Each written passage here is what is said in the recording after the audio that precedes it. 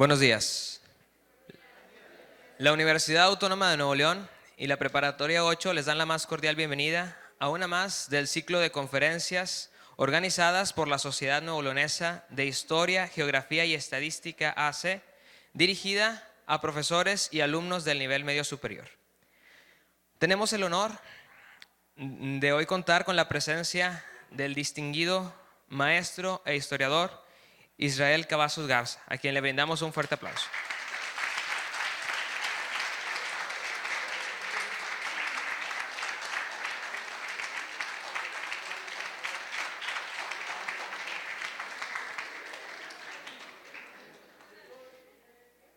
Me gustaría presentar a las personalidades que hoy nos acompañan en el presidium. En representación de la directora de nuestra dependencia, la maestra Rosario Arriaga, nos acompaña el maestro en ciencias Ramón Villarreal Guajardo, coordinador de la Academia de Problemas Éticos del Mundo Actual y Filosofía de nuestra preparatoria y miembro del Comité Técnico de Ciencias Sociales de la DEMS. Nos acompaña el licenciado Raúl H. Collins, tesorero de la Sociedad Nuevo Leonesa de Historia, Geografía y Estadística.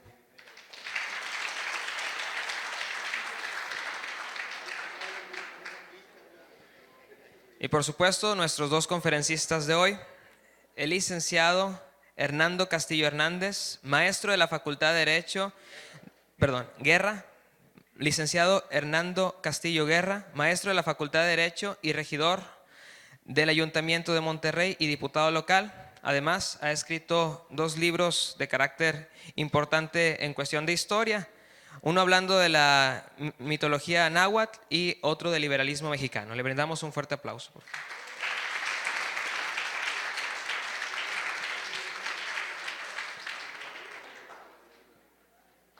También nos acompaña, también como expositor, el profesor Arturo Berrueto González, presidente del Colegio Coahuilense de Investigación, director del Consejo Editorial del Estado y miembro de la Sociedad Nuevo Leonesa de Historia, Geografía y Estadística.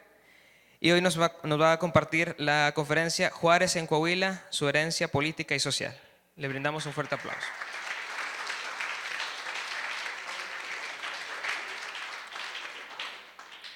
Le cedemos la palabra al maestro en ciencias Ramón Villarreal Guajardo para que dirija unas palabras de bienvenida de parte de nuestra directora.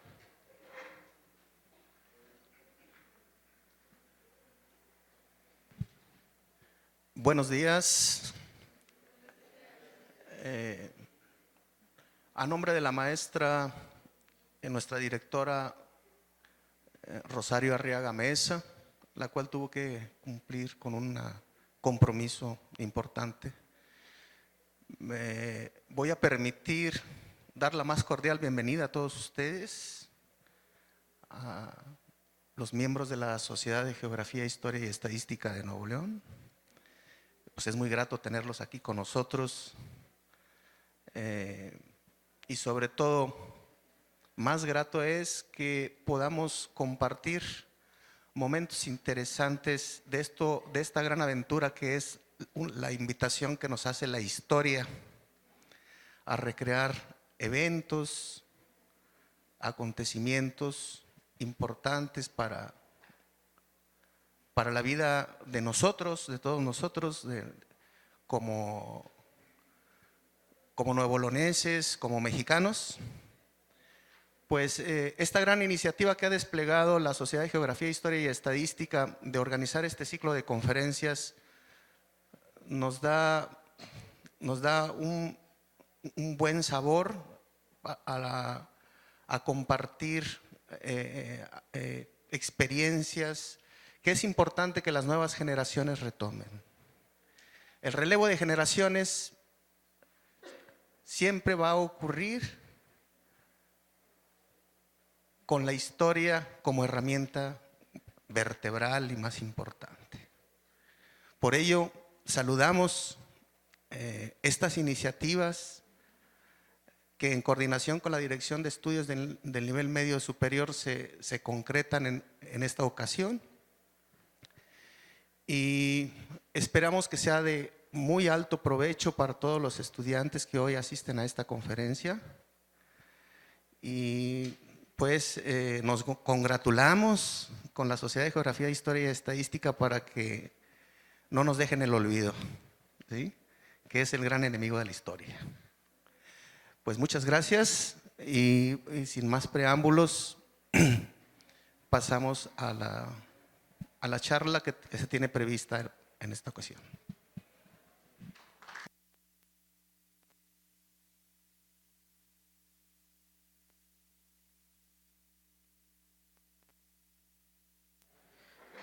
Muy bien, pues ya lo ha dicho el maestro, vamos a, sin más preámbulo, a dar inicio a la serie de conferencias. Hoy tenemos dos expositores. Le cedo la palabra al primero de ellos, el licenciado Hernando Castillo Guerra, para quien pido un fuerte aplauso.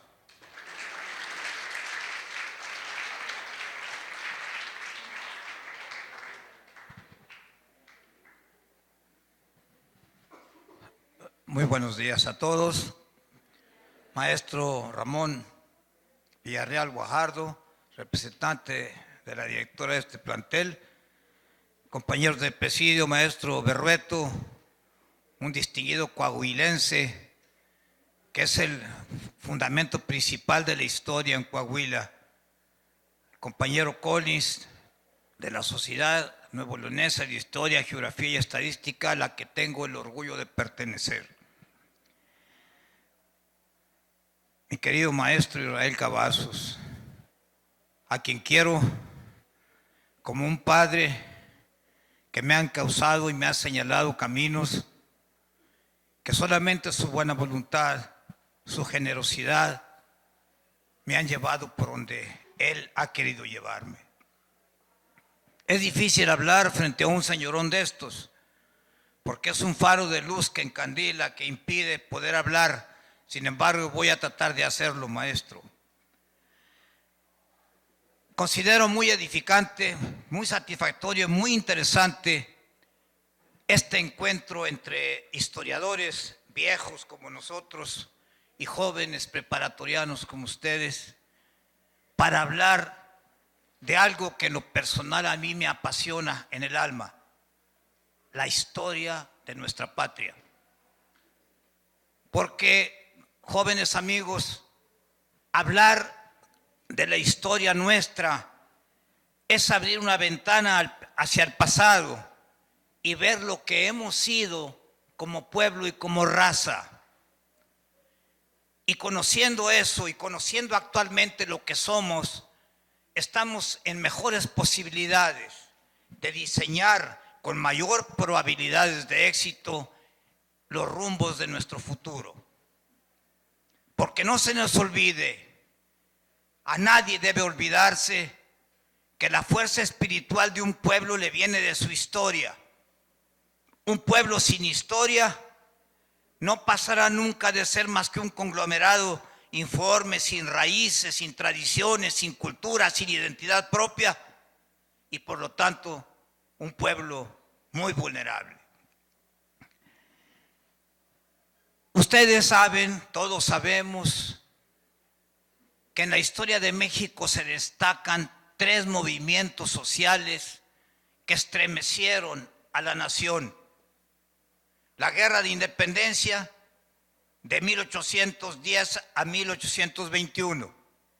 La Guerra de Reforma de 1854 a 1872. Y la Revolución Mexicana de 1910 a 1917. Esos tres movimientos han sido fundamentales en la historia de México. A mí, en la programación general, me toca hablarles sobre la etapa de la Reforma. Una etapa a veces mal conocida, a veces poco enseñada por los intereses ideológicos que de alguna manera contiene. Pero en esa etapa de la Reforma, compañeros estudiantes, sucedieron las cosas más trascendentes, en mi opinión, que de alguna manera han incidido en el destino y en el futuro de nuestra patria. Primeramente, se inicia la etapa de la Reforma con una revolución que se llamó la Revolución de Ayutla, acaudillada por un general, Juan Álvarez, que había sido lugarteniente nada menos que don José María Morelos y Pavón en la Guerra de Independencia y que ahora se levantaba en armas acaudillando un movimiento en contra de la nefasta y larga dictadura de Antonio López de Santana, que tenía 20 años de gobernar en forma autárquica, tremenda al país, a nuestro país, durante 10 veces que había sido hasta entonces presidente de México, 10 veces. En ese periodo de Santana, a México le sucedieron los más terribles momentos de angustia, de sufrimiento. Uno de ellos, la pérdida de más de la mitad del territorio mexicano con la guerra contra los Estados Unidos, que más que una guerra, ustedes saben, fue una inicua invasión de un pueblo poderoso contra un pueblo debilitado por las luchas que había sostenido, porque acababa de salir propiamente de la Guerra de Independencia. Pues bien, muchos historiadores coinciden en que hubo algo sospechoso en esta guerra, porque Santana, al ser tomado prisionero después de que pierde o lo derrotan en la batalla de San Jacinto, acá por cerca de San Antonio, Texas, lo llevan prisionero a Washington y se entiende bien con el presidente Jackson y lo mandan increíblemente en un barco de lujo hasta Veracruz. Los historiadores dicen que ya estaba programada lo que iba a pasar, la expansión de Estados Unidos sobre nuestro territorio. Entonces, esto se consumó con lo que ustedes conocen históricamente como el Tratado Guadalupe Hidalgo, en virtud del cual México entregó a Estados Unidos más de la mitad de su territorio por la irrisoria cantidad de 15 millones de dólares. Aquel evento hizo que el pueblo mexicano se inconformara contra Santana y Santana huyó y se fue a Colombia a vivir. Y mientras aquí se queda un general Mariano Arista como presidente, pero con muchas dificultades internas porque precisamente la dictadura de Santana había dejado muy inestable el país y pronto hubo levantamientos contra el gobierno de Arista y no lo van a ustedes a creer. Vuelve una comisión a ir a rogarle hasta Colombia a Santana para que volviera a ser presidente por undécima vez. 11 veces presidente de México y en la 11ª vez vino con más ínfulas porque se sintió rogado y estableció inclusive aquellos impuestos ridículos sobre las cuántas ventanas tenía una casa, pagaba tantos impuestos, cuántas puertas, cuántos animales domésticos, cuántas descargas de drenaje, todo eso implicaban impuestos verdaderamente ridículos que no soportaba el pueblo. Pero lo que fue peor es que volvió a vender otro pedazo de México, pegado a lo que es ahora Nuevo México, en el famoso Tratado de la Mesilla, donde les vende un pedazo de México por 10 millones de dólares. Aquello ya fue lo último. Fue cuando se estalla la revolución de Ayutla en 1854, el 1 de marzo, como dije, a la cabeza don Juan Álvarez, acompañado con don Florencio Villarreal, con Ignacio Comonfort, y luego se les unió un indito oaxaqueño llamado Benito Juárez García. Pues bien,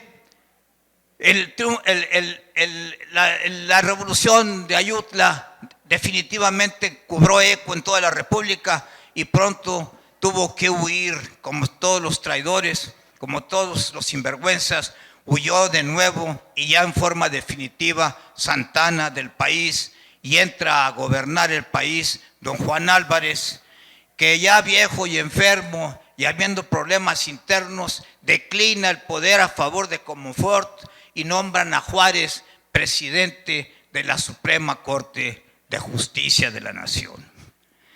Yo quiero que me permitan aquí una breve digresión. no se puede hablar de la etapa de la Reforma sin hablar un poco del hombre más importante de esa etapa, don Benito Pablo Juárez García. Porque realmente la vida de Juárez tal vez sea la más importante de toda nuestra historia. Su vida personal, simplemente lo que él sufre durante su niñez y sus deseos de superación, realmente significan una hermosa lección de superación, de pervivencia, de terquedad y sobre todo de anhelos, de progreso personal. Una vida que llevó Juárez que debería de ser guía y ejemplo para las juventudes de hoy y de todos los tiempos. Pues bien, cuando llega Juárez a la presidencia de la República, después de haber nacido en la cuna más humilde, en la choza más triste y pobre de la Sierra de Ixtlán, en Oaxaca, llega presidente de la República a través de gran esfuerzo. Y llega con un cúmulo de experiencia que lo hizo ser un gran presidente de México.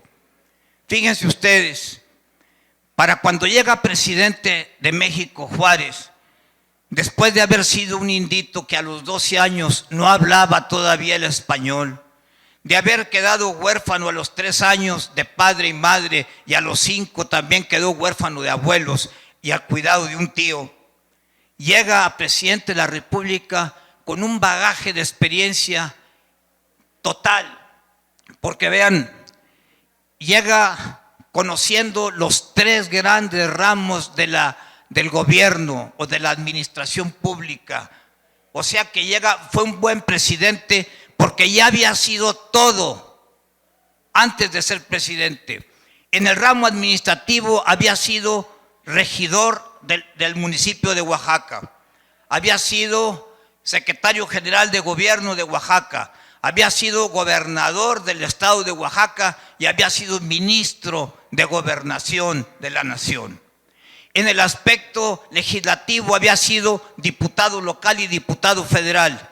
Y en el aspecto judicial había sido abogado, defensor de indios, había sido presidente del Tribunal Superior de Justicia de Oaxaca y presidente nada menos que de la Suprema Corte de Justicia de la Nación. Llega presidente de la República con una experiencia bárbara en el manejo de las cosas oficiales, administrativas, judiciales y legislativas.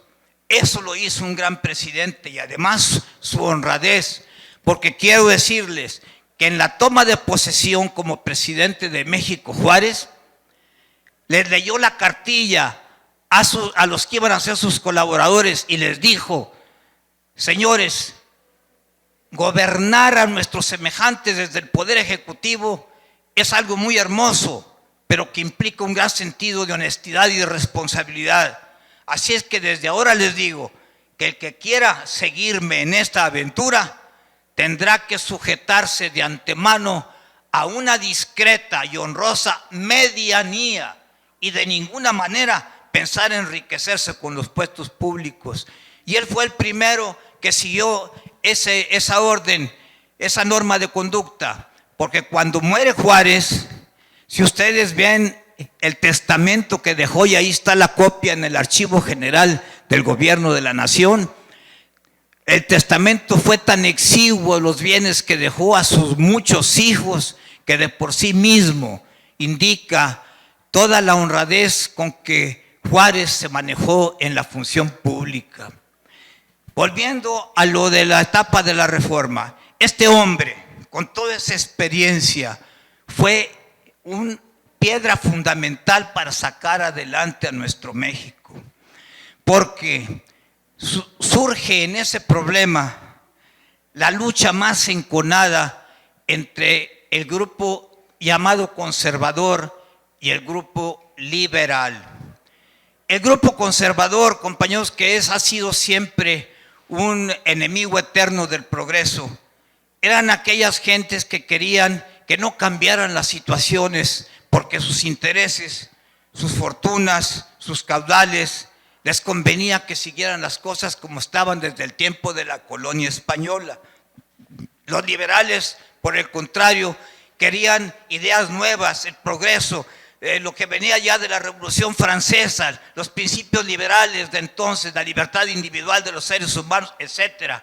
Entonces, esa división y ese choque que se inicia desde entonces y sigue en toda nuestra historia como un paralelismo, conservadores por un lado, liberales enfrente, y se va eso y se prolonga hasta nuestros días en forma de partidos políticos.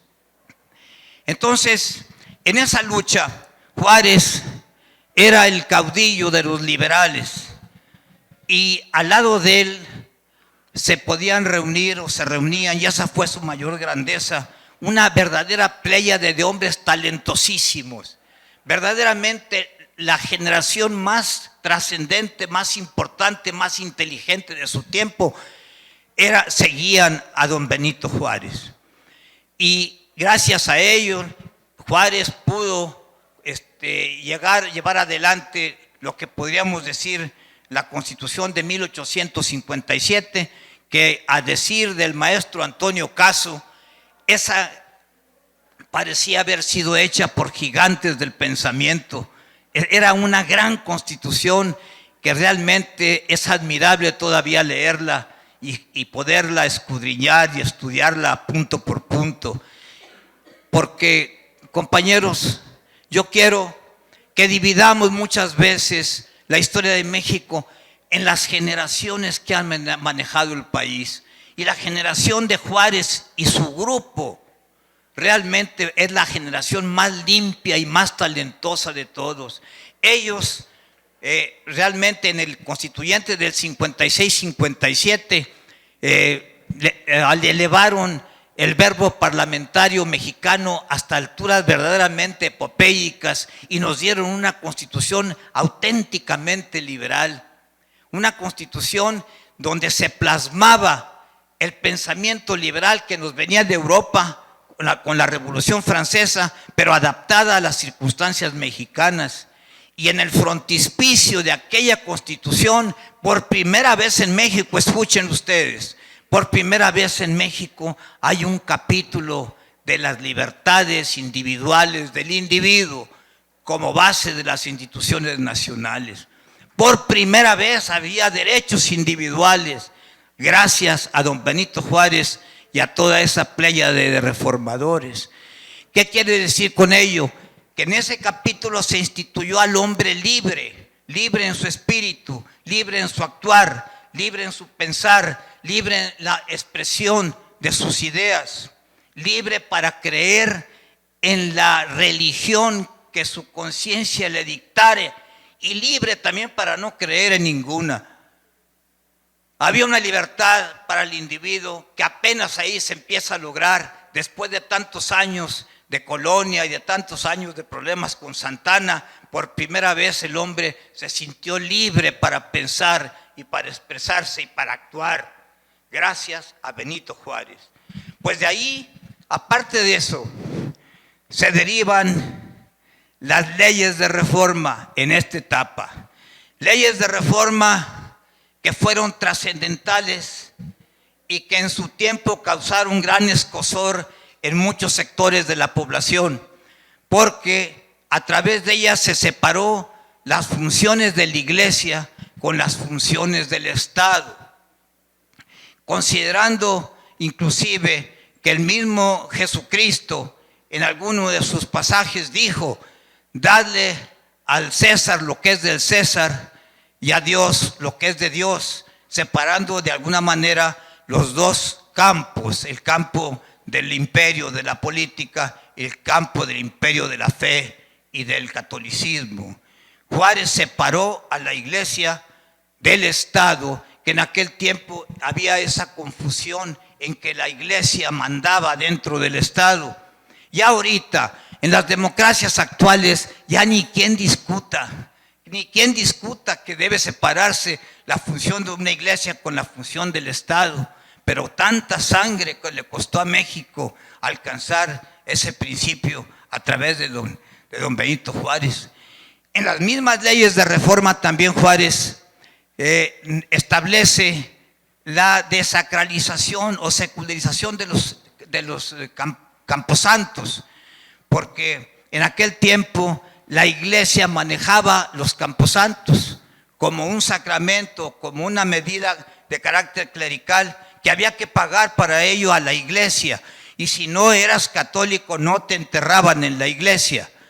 Entonces Juárez en esa ley de reforma dice: no, los camposantos ya no se llamarán camposantos, sino cementerios. Y será un problema de salud pública y será el Estado el que se encargue de regir las inhumaciones de los cadáveres. Establece también en las leyes de reforma la nacionalización de los bienes de la iglesia, que eran muchos. La institución más rica de esos tiempos era la iglesia. Y Juárez tenía un sentimiento con la iglesia porque no habían querido cooperar con sus tesoros para la guerra contra los Estados Unidos. Se habían negado a ayudar al gobierno mexicano en esa guerra, y Juárez y su generación de Juárez tenían ese resabio contra la iglesia. Desamortizan los bienes, los nacionalizan los bienes de la iglesia para el efecto de que todos los bienes eclesiásticos se consideran patrimonio de México, no del Vaticano, porque esos bienes habían sido con limosnas o como fuera, o con posesiones de la iglesia sobre bienes mexicanos. No tenían por qué pertenecer a un estado distinto como era el Vaticano. Desde entonces todos los bienes eclesiásticos son de la nación mexicana y se les permite que los utilicen, pero la propiedad reside en la nación mexicana. Y otro también de las leyes de reforma fue el establecimiento del registro civil como una institución oficial, porque en aquel tiempo si no eras católico no te registraban en las iglesias, porque la iglesia manejaba también las fe de bautizos y las fe de nacimiento. Entonces no podía haber mexicanos o ciudadanos mexicanos registrados si no eras católico. Entonces ya con el registro civil se independiza de lo que creas. Si un niño nace, sea o no católico, es un mexicano, es un ciudadano mexicano si se le registra en el registro público de la propiedad. Y los matrimonios dejan de ser para el Estado un sacramento y es nada más un contrato civil que se perfecciona con la simple voluntad de los contrayentes. Bien, el problema de Juárez serio es cuando no puede pagar algunas deudas. No quiere pagar algunas deudas a España, a Inglaterra y a Francia, porque primero no había dinero con qué pagarlos, y segundo, porque consideraba que esas deudas habían sido contraídas por gobiernos espurios que no eran legítimos, como el de Santana, como el de Iturbide, como el de Félix Zuloaga, y entonces se negaba porque no estaban legitimados, no tenían el poder para comprometer a un país con esos préstamos. Entonces, fíjense ustedes lo que tuvo que arrostrar Juárez. Se vienen los barcos de guerra de Inglaterra, de España y de Francia, se vienen frente a Veracruz amenazando a la patria si no se les pagan sus créditos. Las tres potencias más poderosas del mundo en aquel tiempo vienen en contra del pobre de México, pero había un presidente fuerte y con Inglaterra y con España pudo resolver el problema parlamentariamente y se dieron cuenta que era injusto lo que estaban haciendo. Pero con los franceses hubo que pelear, porque Napoleón III no le interesaba tanto que le pagaran la deuda. Él quería un pretexto para invadir México. Y claro, tomaron posesión, entraron a territorio nacional. Acuérdense de la batalla del 5 de mayo en Puebla, de Zaragoza contra los franceses. Pero lo peor de todo es que no había que luchar nada más contra los franceses, sino también contra un grupo de mexicanos conservadores que increíblemente se afiliaron al grupo de los invasores franceses. Entonces había que pelear contra franceses y contra traidores. Juárez enfrentó el problema y luego, ya sintiéndose que no era tan fácil la invasión, se les ocurre al Partido Conservador ir a pasear el prestigio de nuestra patria por los corredores del Palacio de Miramar, cuando fueron a traer a Maximiliano para que nos gobernara. Eso fue el episodio más terrible para Juárez, porque llegando Maximiliano a México con su esposa Carlota, él tuvo que huir por el acoso de las fuerzas conservadoras y francesas, porque Napoleón III le dio el apoyo con 10,000 efectivos del ejército francés, más los conservadores traidores. Juárez tuvo que huir de México y por los caminos polvorientos acá del norte, llevando en su carroza, en una carroza pues no vieja, pero media destartalada, llevando ahí la representación de la República, pero nunca perdió la fe en el triunfo, porque sabía que tenía la razón histórica, la razón legal y la razón humana, y siempre pensó que el respeto al derecho era lo que podía darle el triunfo definitivo.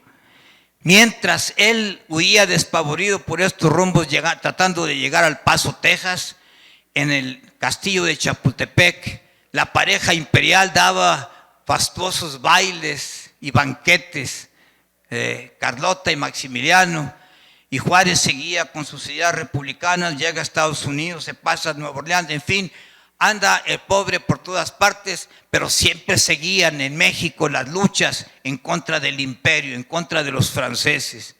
Llega el momento en que las tropas al mando de un general llamado Jesús González Ortega empieza a derrotar a los franceses. Llega el momento en que Napoleón, con problemas internos que tenía en Francia, ya no puede mandarle más gente a ayudar a Maximiliano. Al contrario, le recluta, le quita el apoyo de los franceses y se queda Maximiliano solo, nada más con los conservadores que lo seguían, y fueron finalmente derrotados por completo en la batalla del 15 de mayo de 1867 en Querétaro, nada menos que por un general de aquí de Nuevo León, don Mariano Escobedo, que fue el que recibió la espada de rendición de Maximiliano. Luego, después de eso, la justicia nacional, compañeros, demostró al mundo que en México no se avienen bien las coronas imperiales. Ya le había pasado a Iturbide, que se ciñó la corona imperial y terminó en Padilla, y ahora le pasaba a Maximiliano. Y la justicia nacional, repito, las armas nacionales y don Benito Juárez le devolvieron a Europa de Maximiliano su cadáver y de Carlota poco menos que un cadáver, una loca. Así concluye propiamente la etapa de la Reforma, que fue, como dije al principio, una de las etapas más interesantes de nuestra historia. Juárez muere en 1872 en medio del tributo de su pueblo, que lo sigue engrandeciendo, y los liberales que quedamos seguimos creyendo que el rumbo que él nos dio es el destino que debemos de seguir. Muchas gracias, compañeros.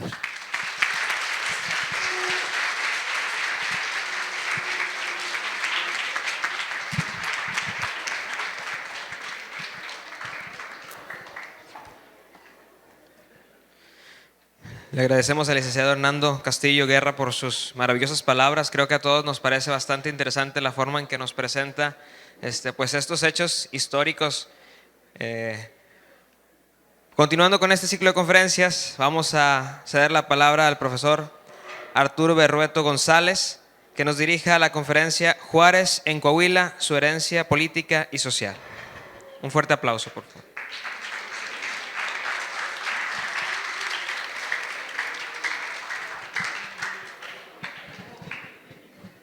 Muchas gracias a todos ustedes por su presencia.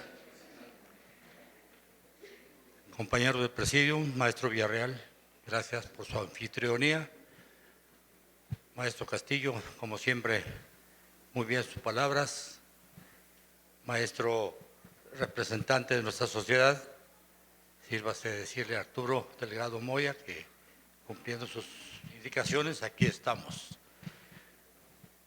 Llegando aquí a Guadalupe, me dicen mis compañeros que va a estar como oyente en esta disertación don Israel Cavazos Garza. Créanme que se me aflojaron las corvas. Atreverme a hablar de historia ante don Israel es un reto que no cualquiera puede aceptar.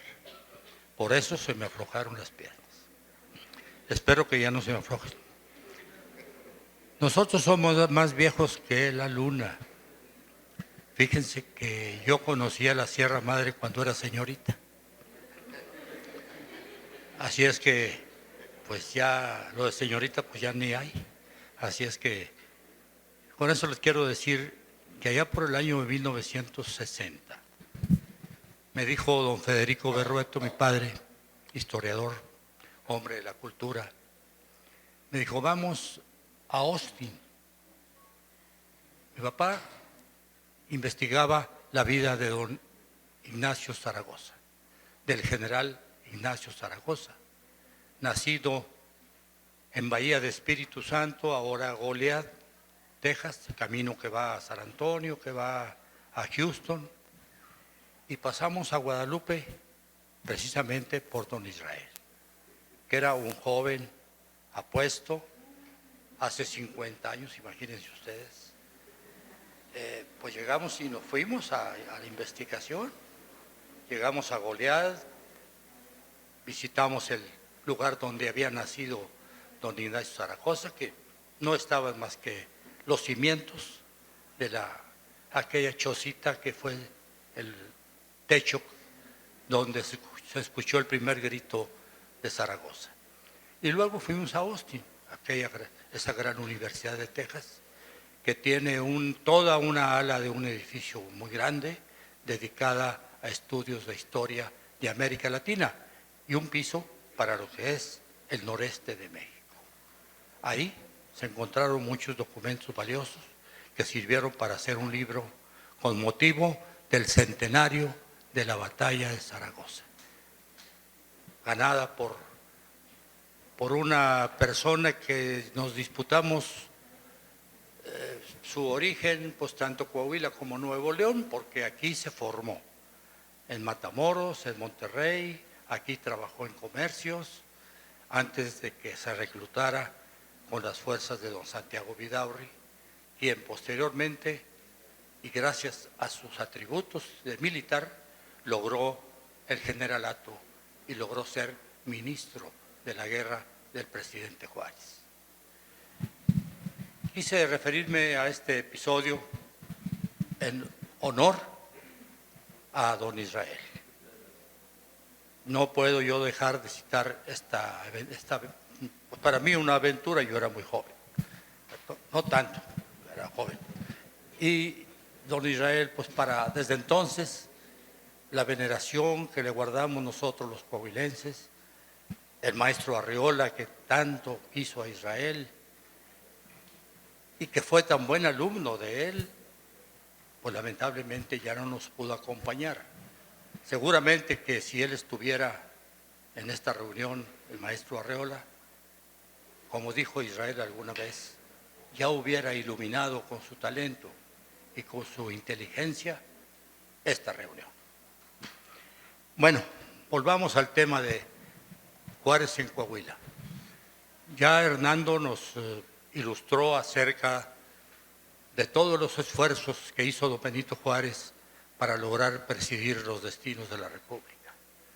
Cuando el presidente Comonfort desconoce la Constitución del 57, pues empezó la verdadera lucha por la instauración de una nueva república con nuevos horizontes, con las libertades individuales que habrían de ser dotada con las leyes de reforma, que ya Hernando hizo una magnífica explicación. Pero había que continuarla porque el sector conservador, el alto clero, no los frailes, no los presbíteros de las colonias, no un fray Juan Larios, fundador de la mitad de los pueblos de Coahuila, no un padre Hidalgo, no un padre Morelos, el alto clero, donde están los intereses más importantes, estaban, y en buena parte siguen todavía, los grandes intereses que tienen ese sector conservador. Pues bien, don Benito, de 1863 se pierde la Segunda Batalla de Puebla y prácticamente todo el territorio nacional queda a disposición de los conservadores mediante la presencia de los soldados franceses que, derrotados en la primera batalla de Puebla, son triunfadores en la segunda, después de un sitio heroico donde estuvo la espada de González Ortega responsabilizada de que no cayera Puebla, no fue posible, y en ese momento pues se perdía prácticamente la defensa nacional. Juárez en 1863, en mayo, arría la bandera nacional en Palacio, la dobla, la guarda en su pecho y continúa un recorrido por toda la patria. Se va a Querétaro, posteriormente a San Luis, y el invierno, diciembre, ya lo atrapa caminando de San Luis a Saltillo en el mes de diciembre. Imagínense ustedes los fríos en una altura de más de 2,000 metros, en un carruaje que ni remotamente, el bocho más modesto de ahorita sería un Pullman, carro de lujo. Él viajaba en un carruaje, caminando 20 a 25 kilómetros diarios, hizo 22 días de San Luis a Saltillo. En Saltillo, las autoridades locales, los regidores, el señor Juan de Dios Villalón, nombrado por Vidaurri para que lo recibiera. No se les olvide que Juárez no llegaba a Coahuila, llegaba al estado de Nuevo León y Coahuila, porque en 1856 Coahuila había sido anexado a Nuevo León por instancias de don Santiago Vidaurri. Criticamos mucho los coahuilenses que nos hayan anexado a Nuevo León. Hay que leer también las razones que daba don Santiago para haber tomado la decisión. Él que quería hacer una república, quizá. La república de la Sierra Madre, quizá. Pero hablaba de anexar a Coahuila, anexar al Nuevo Santander, que está Tamaulipas, y hacer una gran república. Pero para defenderse en primer lugar del acoso de las tribus no salvajes que aún no habían sido colonizadas ni se habían asimilado a la nueva cultura que nos trajeron españoles, portugueses, americanos y otras tribus, también tribus, ¿por qué no decirlo? De tal manera que don Santiago tenía sus razones muy bien fundadas, pero claro, lo localista no nos lo va a quitar nadie. Entonces, reciben al señor Juárez las autoridades locales. Un mes antes había llegado su esposa, en noviembre del 63, doña Margarita, con sus hijos, había tenido atenciones del señor Vidaurri, mandó una comisión a que la recibiera, que estuviera con ella y que no le faltara nada. Ella agradece, hay una hermosa carta de la señora Juárez, agradeciéndole a don Santiago sus atenciones, aunque después ya los historiadores se encargaron de analizar detenidamente todo lo que corresponde a este episodio y se dieron cuenta de que la aportación más valiosa que autorizó el gobernador Nuevo León y Coahuila, repito, había sido la pastura para los animales. Bien, pues Juárez, un 9 de enero de 1864, llega a Saltillo, una gran recepción se les dispensa. Desde la mañana en la hacienda de Buenavista, es recibido por las autoridades, por el representante del gobernador del estado. Pues sí, el gobernador no había ido, pero había mandado un representante. No creo que a don Benito le haya parecido muy bien que en lugar de estar personalmente el gobernador, estuviera ahí un representante. Bueno, pero así fueron los hechos. Llegó a Saltillo, una gran recepción, las campanas a vuelo, en la noche hubo una serenata, cazuelas en todas las casas con aceite, con manteca y un mechón. Era el alumbrado que se podía conseguir en aquellos tiempos. Así fue recibido y homenajeado el presidente de México. Al mes se dirigió a Monterrey.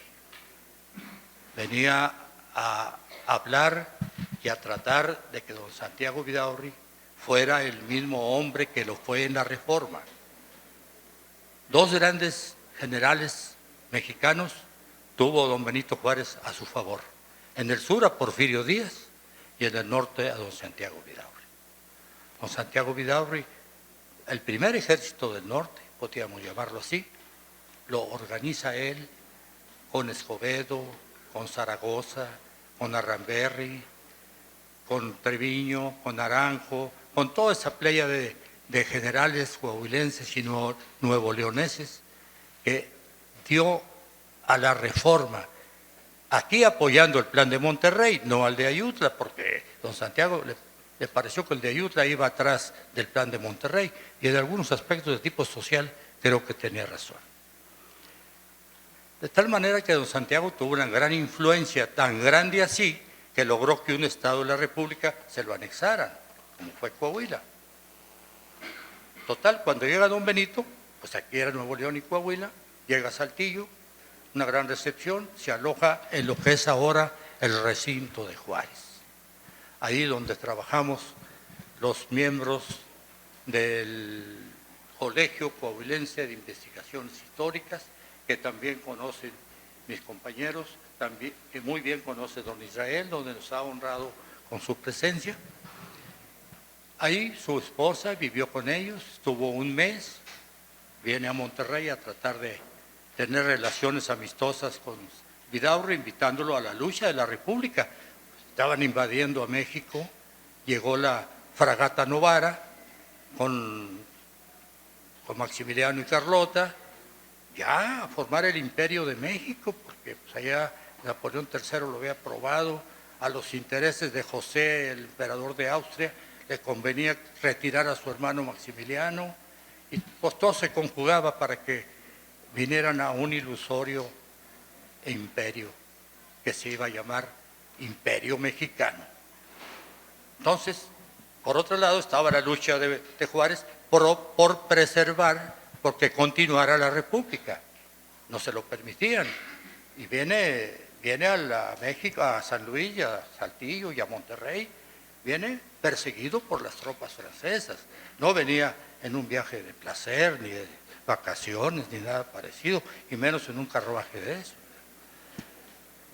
Aquí en Monterrey las relaciones con don Santiago son muy ríspidas, está un par de días y regresa a Saltillo cuando no encuentra la respuesta que él quería de don Santiago.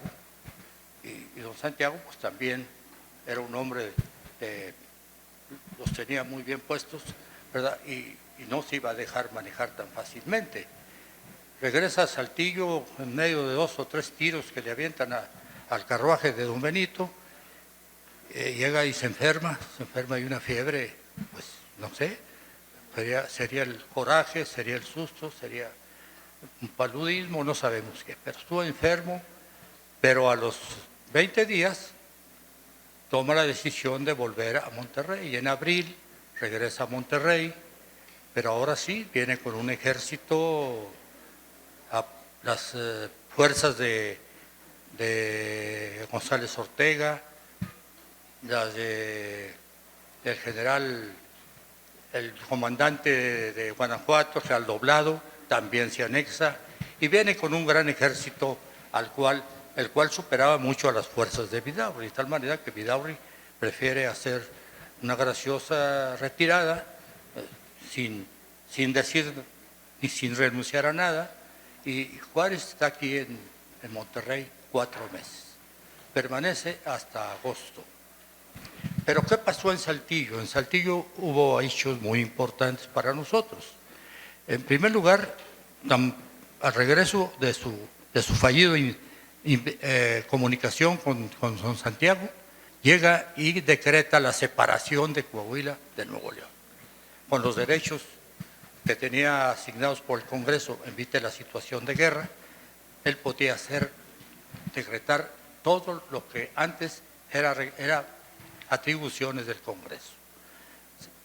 Decreta a través de don Francisco Zarco la separación de Coahuila de Nuevo León, pero también recibe a los enviados de Doblado y de González Ortega, Cabezud, no recuerdo el otro nombre, que le dicen que tenga tratos con el imperio, que la lucha no va a ser ganada, que no es posible, que los franceses son los mejores soldados del mundo y que tienen la mejor artillería del mundo. Y don Benito, la respuesta de él pues está esculpida en letras de oro. En estos momentos que nada tiene de halagüeño el ejercer el poder ejecutivo de la nación, solo por los conductos legales que nos marca la ley, habré de entregar el poder a quien el Congreso me designe. Entonces, rechaza ese ofrecimiento que haya quien se atreve a decir que le ofrecían hasta la Suprema Corte de Justicia. ¿Cierto o no? Es una tarea que todavía tenemos asignada. Esto pasa en Saltillo, nombra comandante militar y gobernador al señor Viesca. Es un hombre que va a efectuar cosas importantísimas como la fundación del Ateneo. El Ateneo Fuente de Saltillo es, como ustedes, el civil, el colegio civil. Equivale a lo mismo, equipara a lo mismo. Hasta la fecha el Ateneo Fuente, los que han ido a Saltillo, pues por ahí entra aún. Es un gran edificio, es un gran colegio, sigue siendo la mejor preparatoria de Coahuila, fundada con la política liberal del señor presidente don Benito Juárez.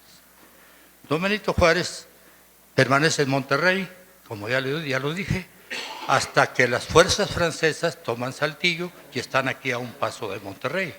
Entonces sale otra vez tiroteado por Quiroga y su compañía, y sale rumbo a la hacienda Santa María, a un lado de Ramos Arizpe, pensando llegar a Saltillo, lo que ya no puede hacer en vista de la cercanía de las tropas. Ya habían tomado la hacienda de Buenavista, que está a 15 kilómetros de Saltillo, y se va rumbo a Anhelo.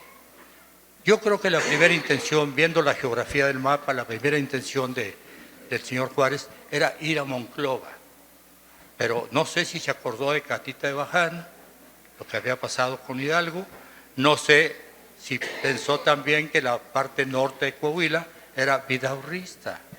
¿Por qué? Porque don Santiago había nacido en Lampazos, se decía que su madre era de Coahuila y tenía muchos amigos, muchos conocidos en todo el norte de Coahuila.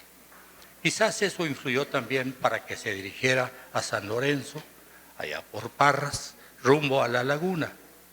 Allá estuvo en Matamoros, Coahuila.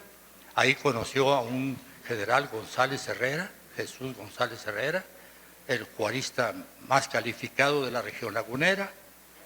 No podía continuar llevándose sus archivos, los archivos generales de la nación.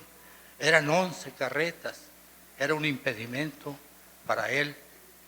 No podía avanzar porque tenía que esperar que las carretas fueran al paso de su carruaje, que no era posible. Entonces ahí hablaron con Jesús, con Borrego, uno de los héroes para mí, porque sufrieron todos los castigos que ustedes imaginan. Jamás dijeron dónde estaban los archivos. Se escondieron, los remitieron a la Cueva del Tabaco. Ahí hay ahora un gran monumento nacional en la Cueva del Tabaco en honor a los mexicanos que, de acuerdo con el general González Herrera y con Juan de la Cruz Borrego, guardaron allí los archivos de la nación hasta que triunfó la República. Hasta 1867 regresaron a Palacio Nacional. Esto fue un hecho muy importante que ahora es una fiesta nacional para los coahuilenses, para los matamorenses, y también ahí resolvieron un litigio muy grande de tierras que había con Leonardo Zuluaga, una gente muy cerca de Santiago Vidaurri, era un terrateniente, y 333 matamorenses recibieron sus tierras de manos del presidente Juárez. El primer reparto agrario, quizás de México, sea el que hizo don Benito Juárez en Matamoros, Coahuila.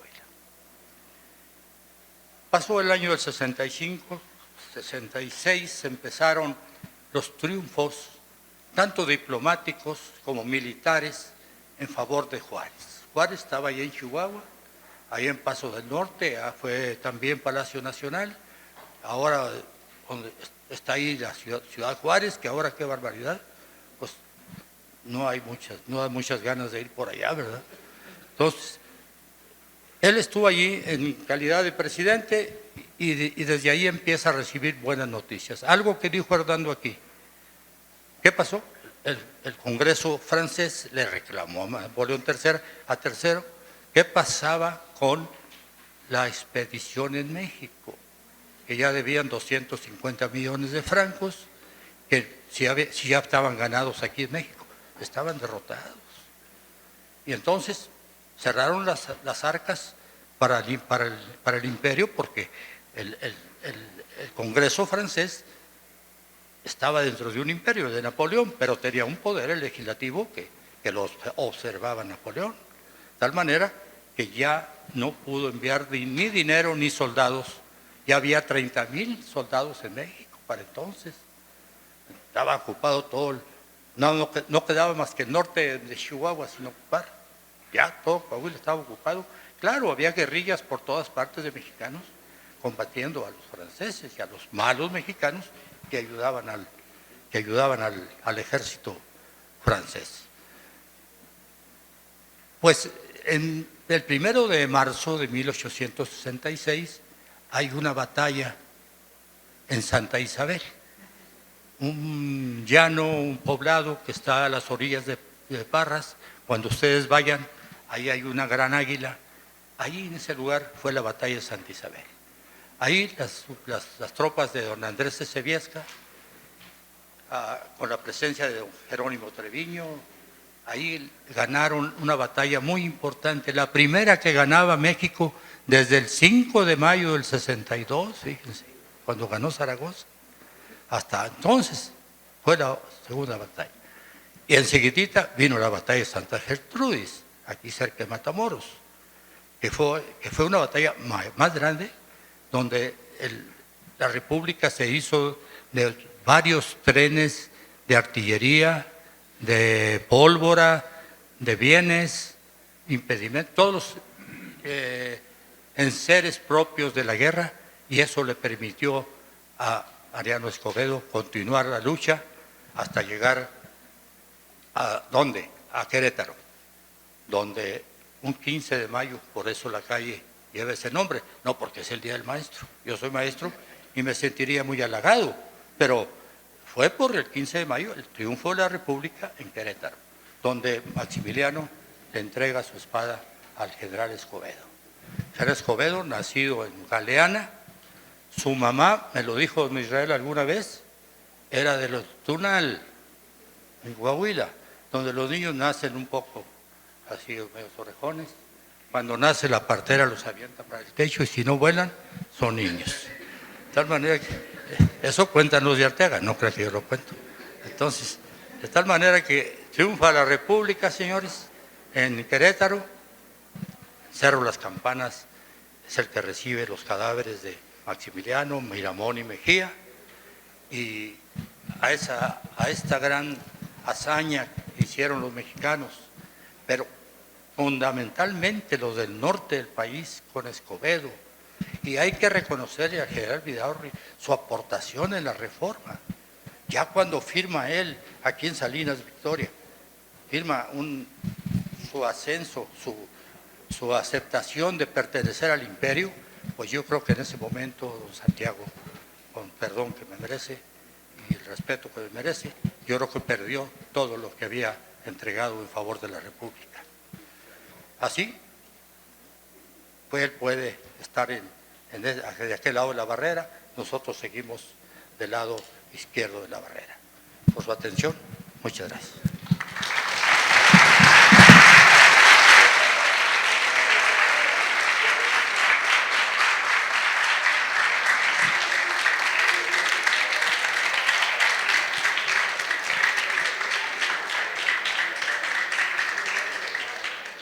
Agradecemos al profesor Arturo Berrueto por sus palabras. Es momento, jóvenes, si tienen ustedes alguna pregunta, alguna inquietud, algún comentario, que puedan externarlo. Si gustan pasarle el micrófono aquí al joven.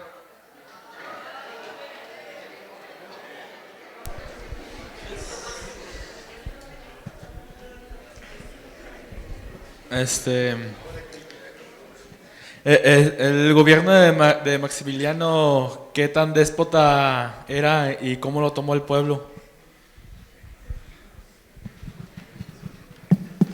Una de las grandes desilusiones de los conservadores que trajeron a Maximiliano es que cuando ya llegó a México, lo primero que le pidieron era que derogara las leyes de reforma. Y Maximiliano resulta de que era liberal. Y les dijo, en mi patria, estas leyes están funcionando desde hace muchos años.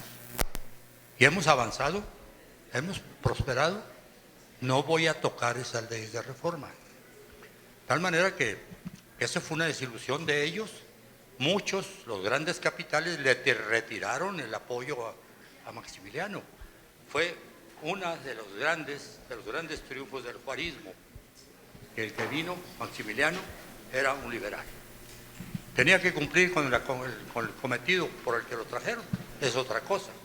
Pero era un hombre que no se opuso a derogar las leyes de reforma.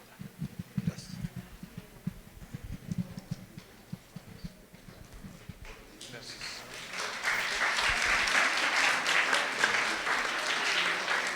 ¿Alguien más?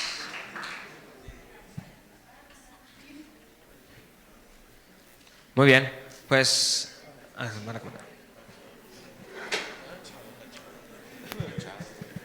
Bien, bueno, debo de hacerles una confesión a ustedes, ¿sí? La confesión es de que independientemente de que esté yo aquí arriba en el presidium representando a la directora de la escuela, soy licenciado en Historia. O sea, el maestro Israel Cavazos, tuve el honor de ser su alumno en el Colegio de Historia. Pobrecito, y por lo mismo es casi innato nos sale el asunto de la participación, sobre todo cuando hay estos eventos y hay colegas tan distinguidos que con sus valiosas experiencias y sus visiones nos dan rumbos, ¿no? Nos dan visiones importantes. Y un asunto importante aquí para los estudiantes es ¿por qué es importante Benito Juárez para los estudiantes, para un joven? Es una pregunta importante que hay que hacerse. ¿Qué representó Benito Juárez para la vida de este país y para la vida de todos los mexicanos y la vida de todos los nuevoloneses? Y esta pregunta es interesante que los jóvenes se la puedan hacer, porque ya los mete en el asunto de buscar respuestas. Nosotros podríamos decir, y recogiendo un poquito las palabras de los maestros Hernando y Arturo Berrueto, que Benito Juárez fue un gran constructor de esta nación. Fue un artífice de la conciencia nacional, ¿sí? O sea, hizo país a México. Y nosotros nos podemos preguntar, fue un indígena modesto y humilde, con una gran fuerza, libró una gran lucha y logró trascender la vida política de este país. Pero sobre todo, y esto es lo que nos puede llamar la atención, tienen cualidades que hoy raramente se ven en los políticos, por no decir que casi no se ven. Era honesto, era honrado, pero sobre todo era congruente. Ser congruente es uno de los valores más importantes que se apegan al asunto de la verdad. Y Benito Juárez era congruente, muy congruente. El maestro Hernando nos dio algunos detalles en el asunto de lo que dice su testamento, en el asunto del protocolo de que el político no debe usar el erario para enriquecerse, ¿sí? Y en la congruencia de esto, ser congruente es lo que se dice, lo que se piensa, se hace. Yo recuerdo una anécdota, a ver si me lo confirma, maestro Hernando, que cuando libra esta gran batalla por hacer las leyes civiles, por separar a la iglesia del Estado, únicamente se podían enterrar a los muertos en los camposantos, es decir, en las iglesias y alrededor de la iglesia, y quien daba las autorizaciones era la iglesia. Cuando él libra la gran lucha por establecer las leyes civiles, a él le ocurre una calamidad. Una hija, creo, no sé si me lo confirme, una hija sufre una enfermedad muy fuerte y muere. Y él es uno de los primeros, por no decir el primero, en sepultar a su hija fuera del camposanto, inaugurando lo que eran prácticamente lo que hoy conocemos como cementerios. ¿Sí? Entonces, esta es una invitación para los jóvenes para que un poco piensen de la gran valía que encierra el nombre de Benito Juárez García. Y bueno, pues esta es una intervención breve, comentario, y pues yo les agradezco a todos ustedes. Si no hay alguna pregunta de algún joven.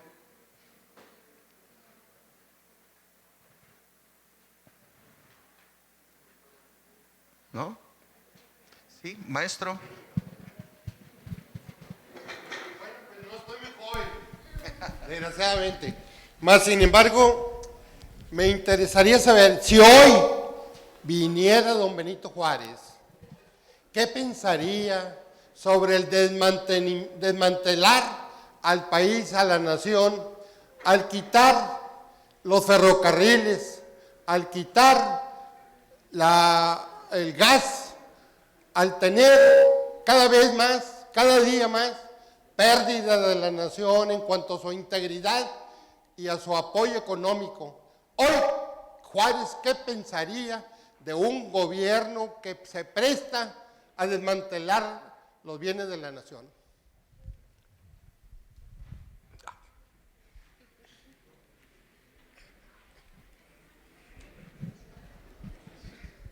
Se volvería a morir.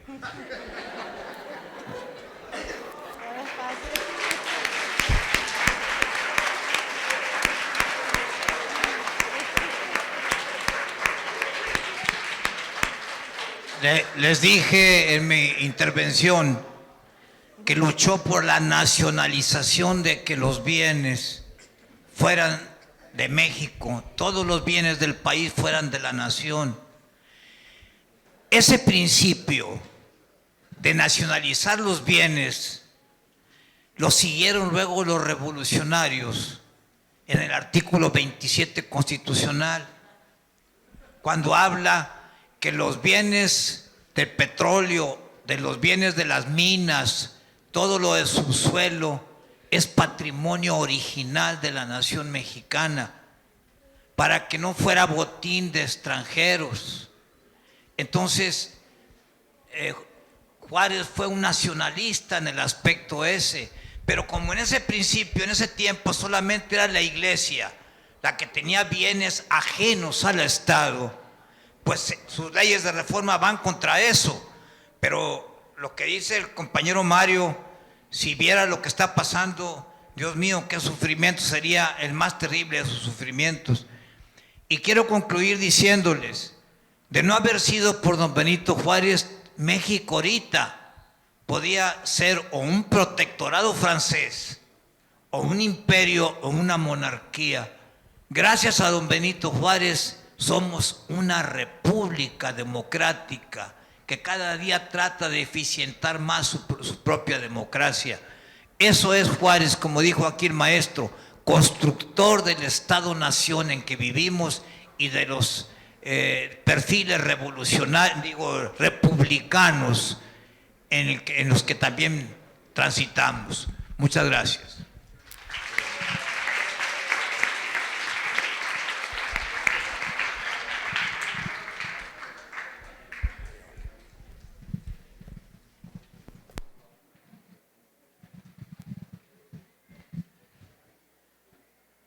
Muy bien.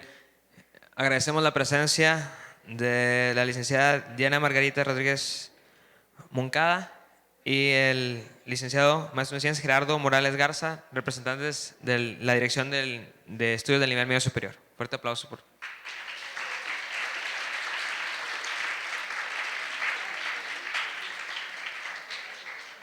Muy bien, pues...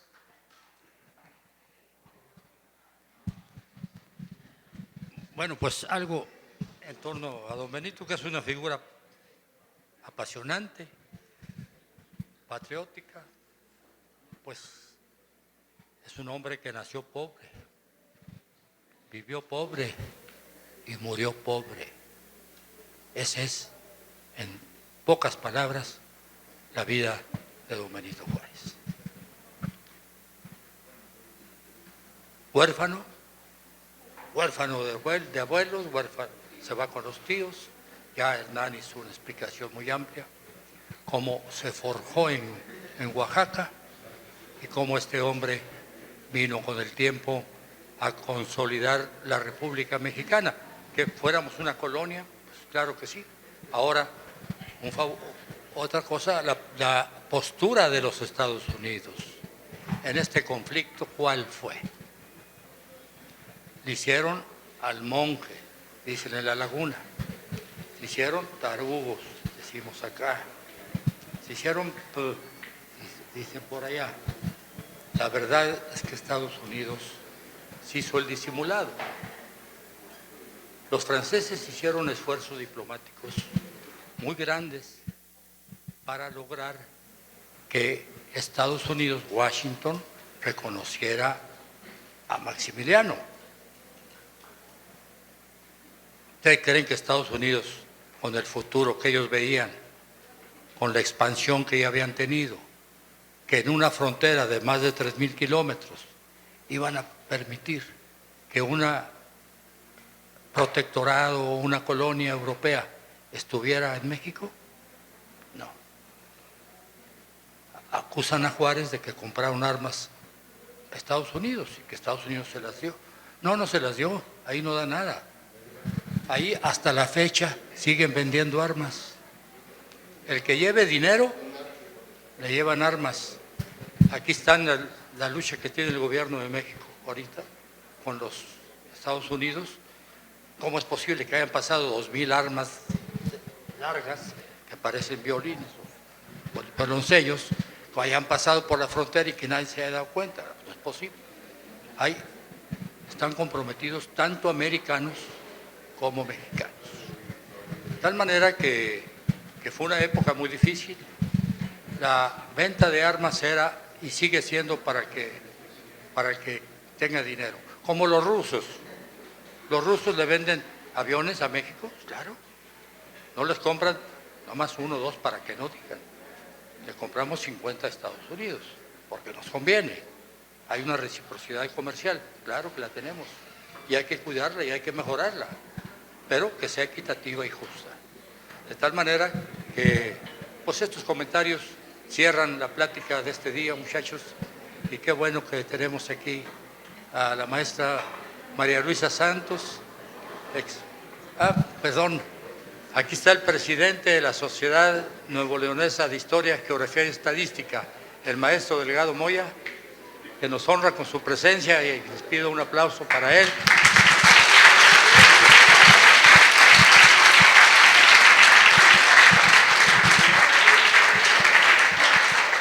Y para su distinguida esposa, la maestra María Luisa, por favor.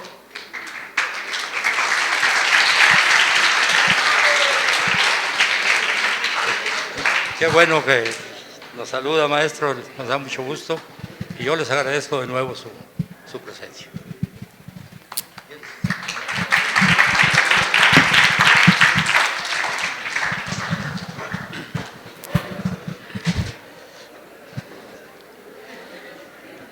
Estimados compañeros universitarios, maestros, Ramón, alumno de posgrado en la universidad, y bueno, pues el maestro Hernando Castillo, que me imagino los dejó emocionados con el tema porque lo hemos escuchado, y el maestro Berrueto, que viene de Saltillo, que es director de publicaciones allá, que es una persona que juega un papel muy importante. Nos honra con su presencia el maestro Israel Cavazos, historiador, cronista y un personaje de la historia en el noreste mexicano y en todo el país. Y bueno, pues por problemas de la edad ya empezamos con consultas médicas no previstas y es el motivo de que apenas pueda llegar con ustedes, pero hicimos el esfuerzo necesario para poder estar con ustedes. Yo quisiera reconocer la voluntad del señor rector de la universidad, el doctor Jesús Arce Rodríguez, para que la Sociedad de Historia ofrezca estas conferencias en las preparatorias de la universidad. Ya hemos estado en la Prepa 7, en la Prepa 1, ahora en la Prepa 8, pero sigue después la Prepa 22, la 16, la técnica médica y así. En el primer ciclo de conferencias, 8 preparatorias van a recibir estas pláticas de temas históricos que sirvan a los profesores y a los estudiantes, al maestro para reforzar conocimientos y a los estudiantes para agregar algo de lo que pueda ser un dato histórico, un hecho, una interpretación. Saludamos con mucho afecto a la Preparatoria 8. En aquellos años álgidos de la universidad teníamos mucha relación con la Prepa 8. Yo estaba como director de la Prepa 9 y bueno, pues estoy hablando de los tiempos de Peñadoria, de Lesbia Benavides y como directores de esta preparatoria. Y saludamos con cariño a su directora y otro personal docente que fueron mis alumnos en posgrado, porque sabemos que tienen vocación de servir a la universidad y de servir a los jóvenes para darles conocimiento, orientación y la voluntad de que ustedes también lleguen a ser universitarios pues destacados en su profesión, la que ustedes elijan. Saludamos con cariño entonces a la Preparatoria 8, hacemos votos porque sigan con el entusiasmo y la voluntad de su directora para que amplíen su cultura, nosotros en el campo de la historia, de las ciencias sociales, y esperamos que ustedes tengan oportunidad de ampliar esa cultura general con otras pláticas, otras conferencias que ofrezca la dirección de la escuela. Muchas felicidades y muchas gracias por recibirnos.